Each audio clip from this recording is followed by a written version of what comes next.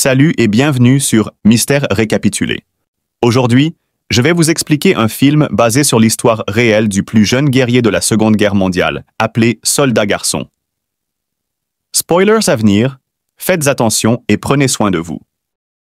Le film commence en Russie, où une famille de 3 personnes est assise au bord de la rivière et profite de son temps. Le plus jeune d'entre eux, Sergei Eliashkov, se vante auprès de son frère aîné et de sa mère qu'il se trouve au sommet d'un arbre. Tout à coup, des avions de combat allemands survolent sa mère. La mère demande à ses enfants de se cacher rapidement dans les buissons. L'enfant de 6 ans prétend qu'il n'a pas peur et frappe le jet avec une fronde, à la surprise générale. Il parvient à frapper les jets et à les faire exploser, mais quand il regarde autour de lui, sa famille est partie. Sergei se réveille effrayé du rêve et appelle sa mère. À ce moment-là, quelqu'un frappe à sa porte. Supposant que c'est sa mère, il court vers elle, mais une voisine arrive paniquée. Elle remercie Dieu de l'avoir gardé en vie et l'informe que sa mère et son frère sont morts. Le petit garçon ne peut pas comprendre ce qu'elle dit et veut rester dans la maison pour attendre sa mère. La femme lui dit que les Allemands les ont attaqués et qu'ils devraient s'enfuir. À ce moment-là, des soldats s'approchent de leur maison. La femme fait courir Sergei par la fenêtre, mais elle est abattue avant qu'elle ne puisse le rejoindre. Le petit enfant de 6 ans est maintenant seul, sans famille ni amis. Alors que Sergei s'enfuit de la maison, il voit tout son quartier brûler derrière lui. Il appelle sa mère en vain et s'enfuit. Après avoir couru pendant un moment, il se retrouve au milieu des bois. Le petit enfant commence à appeler sa mère pour qu'elle vienne le chercher, car il est perdu. Cette nuit-là, il reste dans la jungle. Le lendemain matin, on le voit boire l'eau d'une rivière quand les soldats ennemis s'approchent. Sergei, sachant qu'ils sont dangereux, se cache rapidement dans les racines d'un arbre. Il est surpris lorsqu'un serpent s'approche, mais il ne prononce pas un mot ni ne s'enfuit. Sergei a plus peur des soldats que du serpent que les soldats mangent à la rivière et s'en vont. Après quoi, Sergei prend leurs restes de nourriture et les dévore pour la nuit. Mais à la fin de la journée, le petit garçon est épuisé. Il n'a pas pris de bon repas depuis 2 jours et a marché sans destination. Il tombe en bas alors qu'il boite, mais n'arrête pas de marcher.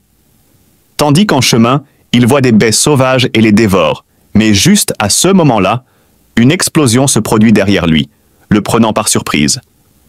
Le garçon a le vertige et commence à halluciner quelqu'un qui vient derrière lui.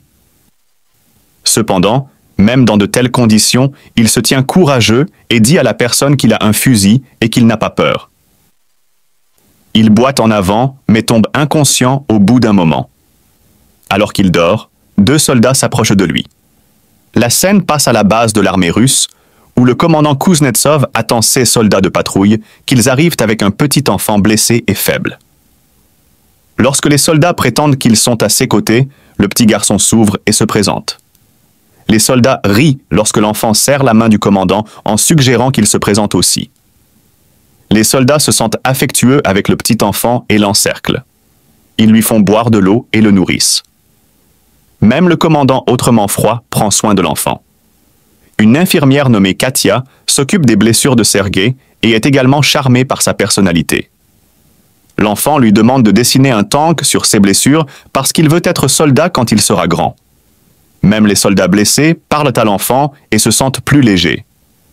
Sergei est fasciné par l'arme du commandant. Dans son lot, le commandant répond à toutes les questions du petit garçon et le laisse jouer avec son pistolet honoraire. Après avoir pris les balles sont tirées, Sergei lui montre le char dessiné sur son ventre et se vante d'être lui-même soldat. Le garçon guérit très vite. L'infirmière Katia demande au commandant de laisser le garçon rester avec le bataillon, mais il n'est pas d'accord en affirmant que ce ne sera pas sûr. Il veut envoyer Sergei dans un orphelinat. Les soldats passent tout leur temps libre avec Sergei. Il reçoit de nombreuses visites tout au long de la journée.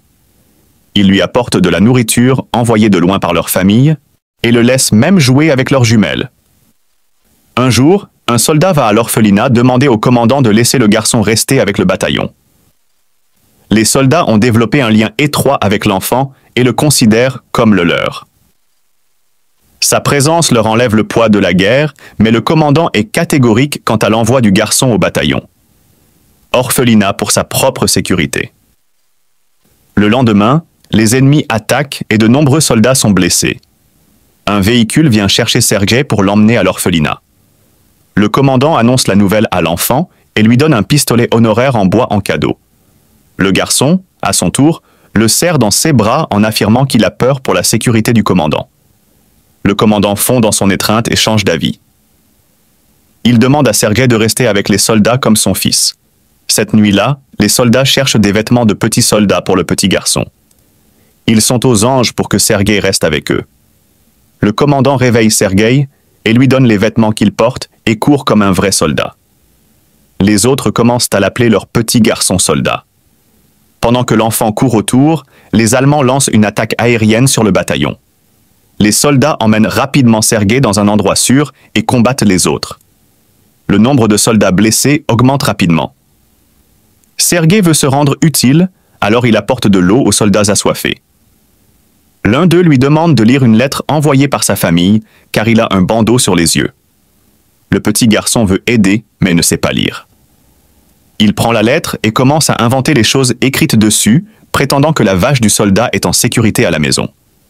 Quand le soldat dit qu'il n'a pas de vache, les autres lui disent de suivre l'histoire et de rire. Il lit les lettres de tout le monde de la même manière et les encourage. Dans la scène suivante, nous voyons Katia et le commandant parler. Les deux semblent attirés l'un par l'autre mais ne l'avouent pas. Leurs sentiments plus tard, Sergei dit au commandant qu'il occupe la position d'ordre dans le bataillon et commence à se présenter comme tel. Mais le garçon voit alors l'un des soldats stationnés détruit par l'attaque. Le commandant lui apprend à retirer son chapeau pour lui rendre hommage. Le soldat mort, le lendemain, insiste pour que le commandant lui donne une mission et se voit confier la tâche de distribuer les lettres aux sourds. Il accomplit sa tâche efficacement et fait même danser les soldats pour lui. Le lendemain, Sergei s'éloigne un peu de la base avec ses jumelles pendant qu'il joue avec. Il voit la jambe de quelqu'un bouger de l'intérieur d'une botte de foin, il se précipite vers le bataillon et raconte aux soldats ses découvertes. Les soldats sont sceptiques mais partent quand même avec un garçon. Lorsqu'ils arrivent près de la botte de foin, ils sont alertés de voir deux espions allemands cachés dessous.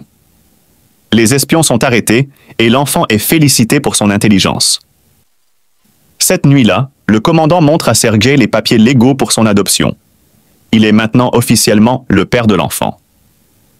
Sergei connaît les sentiments du commandant pour Katia. Afin de rembourser son par gentillesse, il l'emmène lui avouer, mais les deux la voient parler à un autre homme et supposent à tort qu'elle s'intéresse à quelqu'un d'autre. La base est à nouveau attaquée par les Allemands. Cette fois, Sergei aide les soldats de toutes ses forces en fournissant des munitions aux des soldats en première ligne, mais les soldats là-bas lui ordonnent de retourner au hangar car c'est trop dangereux dehors. Quand il arrive au hangar, il voit le commandant et d'autres paniquer parce que la connexion téléphonique avec le colonel est perdue. Un soldat est envoyé vers réparer les fils cassés. Sergei suit le soldat et Cécé a été mortellement blessé. Il demande au soldat mourant comment il peut réparer les fils et le fait lui-même. La connexion revient et d'autres troupes sont appelées. L'enfant de 6 ans sauve la vie de tout le monde. Plus tard, nous voyons le commandant et l'attrapé en train de parler au bord de la rivière. Le commandant lui avoue finalement son amour et lui demande d'être la mère de Sergei. Katia est aux anges, mais avant qu'elle puisse dire quoi que ce soit, un soldat s'approche d'eux et donne au commandant une lettre disant qu'ils ont été envoyés du base. Le lendemain, tous les soldats partent pour leur nouvelle base avec Sergei, mais en chemin, ils rencontrent un champ de mines qui fait exploser certains de leurs véhicules. Le commandant est blessé, tandis que l'infirmier du groupe dont Sergei était proche meurt dans l'explosion. Ils pleurent et embrassent le commandant. Ils portent les blessés avec eux et continuent leur voyage vers leur nouvelle base. Lorsqu'ils atteignent enfin l'autre base, ils rencontrent le chef du commandant.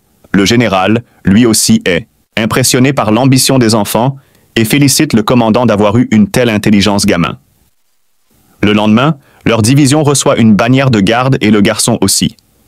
Il promet de sauver son pays quand le général lui donne son insigne. Une nuit, leur base est brutalement attaquée et le commandant est coincé sous les ruines. Sergei pleure pour son père et essaie de le sauver. Il appelle les autres soldats qui font finalement sortir le commandant. Le lendemain, Sergei s'approche d'un commandant blessé. Ses mains ont été blessées en essayant de sauver le commandant. L'enfant est maintenant une partie inséparable de l'équipe. il n'a pas de familles à côté d'eux et se déplace partout où ils vont pendant la guerre. Le film se termine alors que le régiment se déplace vers une autre base. Une voix en arrière-plan raconte qu'il a même pris part à la bataille de Stalingrad et a atteint la Pologne avec les soldats. Il est actuellement connu comme le meilleur du monde, le plus jeune soldat de tous les temps, et l'histoire légendaire de sa bravoure est maintenant diffusée dans le monde entier. Abonnez-vous pour plus de vidéos comme celle-ci, activez les notifications et laissez un j'aime pour aider la chaîne. Merci d'avoir regardé.